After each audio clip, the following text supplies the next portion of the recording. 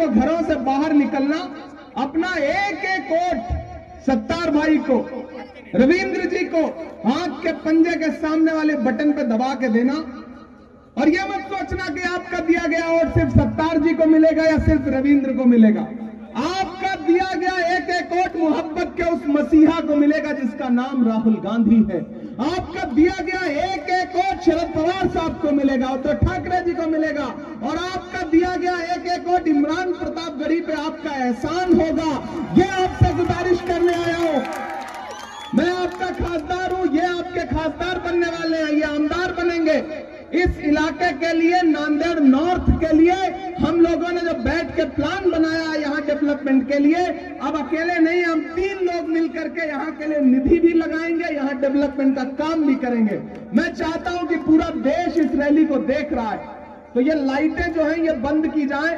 और जितने भी साथी खड़े हैं, अगर उनके मोबाइल में टॉर्च है तो अपना टॉर्च जलाएं। मैं चाहता हूं ये जलाइए अपनी टॉर्च। अभी कुछ लोगों की टॉर्च नहीं जली है क्या? सबकी जल गई है? जल गई है ना? मैं भी अपनी जला दी यार, मैंने तो अभी तक जलाई नहीं अपनी।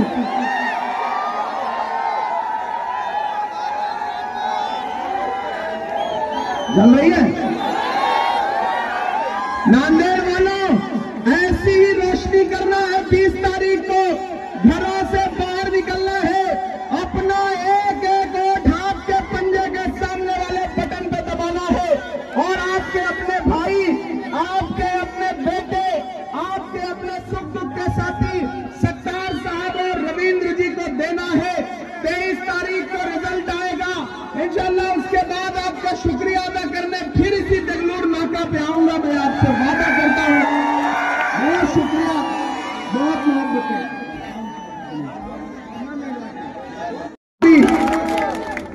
जो इधर बाईं तरफ मेरे साथी खड़े हैं, मुझे आपसे बस एक बात कहनी है।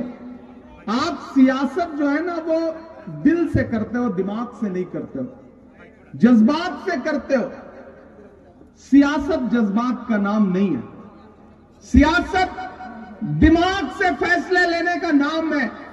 हो सकता है मेरे कुछ साथियों को सत्तार साहब से पर्सनल मनमुटाव हो सकता है कभी गफ्फार फोन न उठा पाए हो तो आप नाराज हो, लेकिन जब लड़ाई बड़ी होती है तो छोटी छोटी चीजें नजरअंदाज करनी पड़ती हैं।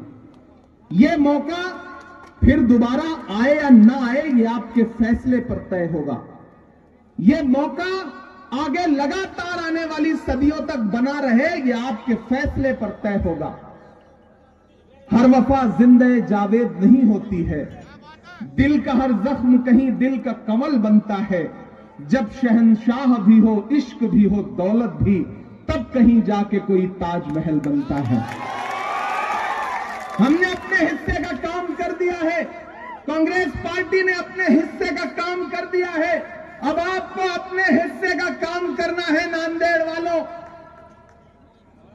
एक तरफ वो लोग हैं महायुति के लोग, महाभ्रष्ट लोग, महाराष्ट्र को लूटने वाले लोग, जिन्होंने लूट करके सरकार बनाई।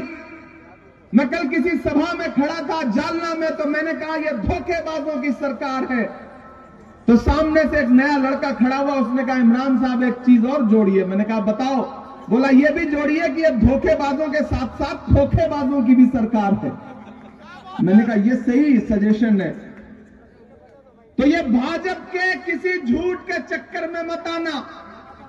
इनके सारे नारे झूठे हैं, इनके सारे वादे झूठे हैं। ये तो पार्लियामेंट में एक दिन प्रधानमंत्री जी खड़े होकर भाषण दे रहे थे, बोले बताओ कांग्रेस वालों 70 साल में क्या बनाया। मैं इधर बैठा हुआ था, मैं खड़ा हो गया, मैंने सोचा मैं गिनाना शुरू करूं, तब तक खड़गे साहब बैठे थे। बोले इमरान मत बताना, जो बताओगे ये उसको भी बेच देंगे, इनका काम सिर्फ बेचने का है, इन्हें मत बताओ। मैं तो आजकल जब भी पार्लियामेंट जाता हूं ना, तो प्रधानमंत्री जी को उनके पुराने नारे याद दिलाता कि भाइयों बहनों,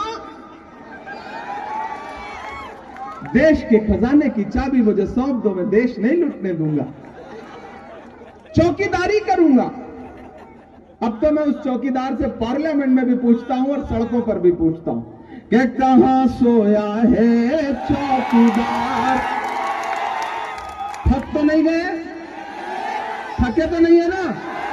कहां सोया है चौकीदार, कहां सोया है चौकीदार।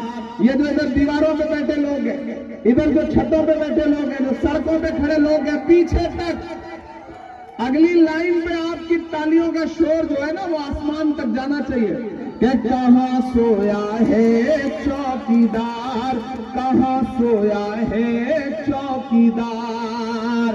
विजय माल्या नाक के नीचे से हो गया फरार, कहां सोया है चौकीदार, कहां सोया है चौकीदार। के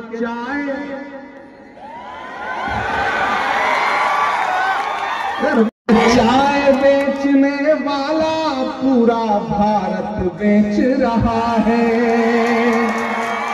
बेच रहा है कि नहीं बेच रहा है? बेच रहा है कि नहीं बेच रहा है? कि चाय बेचने वाला पूरा भारत बेच रहा है। इसी काम में हासिल उसे महारत बेच रहा है। कि रेल बिक गई, तेल बिक गया,